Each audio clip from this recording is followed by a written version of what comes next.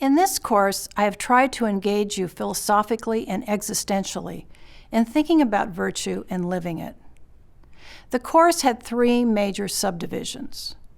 One was an overview of the history of virtue ethics from its inception in ancient Greek and Chinese philosophy to the present.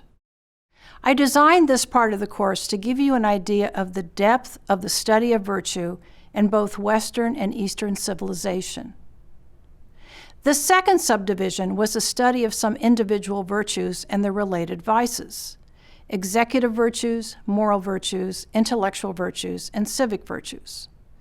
There are many more virtues than we discussed in this course, but I hope that thinking about the virtues we discussed leads you to think about more of them, including virtues that have no name and virtues you may have encountered in reading the literature of other cultures. The third division of the course was a study of contemporary work in philosophy and psychology on virtue and virtue ethics. Contemporary virtue ethics usually takes Aristotle as a guide to the development of a theory. We can think of a theory as a kind of map of our moral concepts.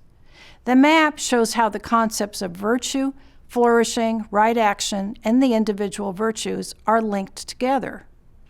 For those who take a roughly Aristotelian approach, the key concept is eudaimonia, or flourishing, and the other concepts are defined by reference to eudaimonia.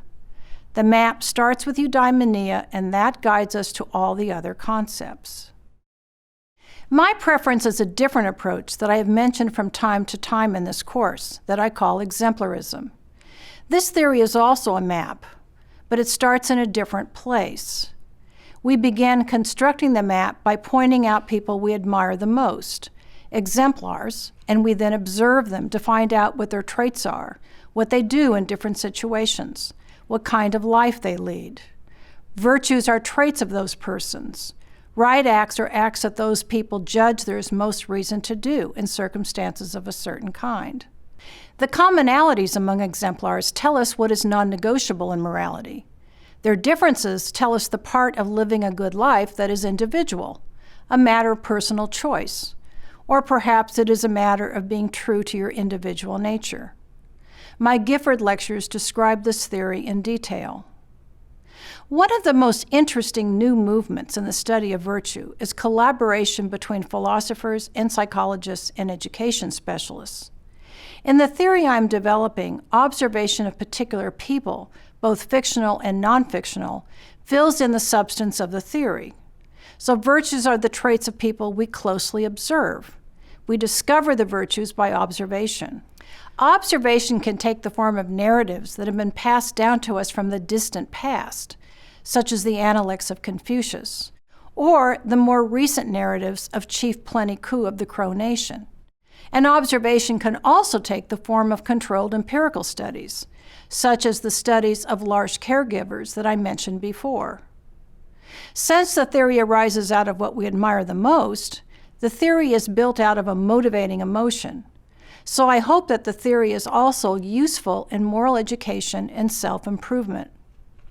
I have mentioned a couple of times during the semester that we are starting an institute for the study of human flourishing beginning in the fall of 2015. We hope that this institute will be a major center for research as well as for the development of virtue in OU students. And we hope to create initiatives at the community and state level as well. The center will network with many people working on virtue or flourishing in the U.S. and other countries. You will have the opportunity to attend events or participate more directly in the work of the Institute. Let me end by saying that I hope that you found this course helpful in creating your own life narrative that connects your academic work with your practical life and the activities that you enjoy, such as watching films and engaging in social media.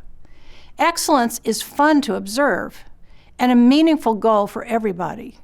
In any case, I think it is better to make excellence the focus of a moral theory rather than a list of do's and don'ts. It's old, but it has many new forms. Thank you for joining the course.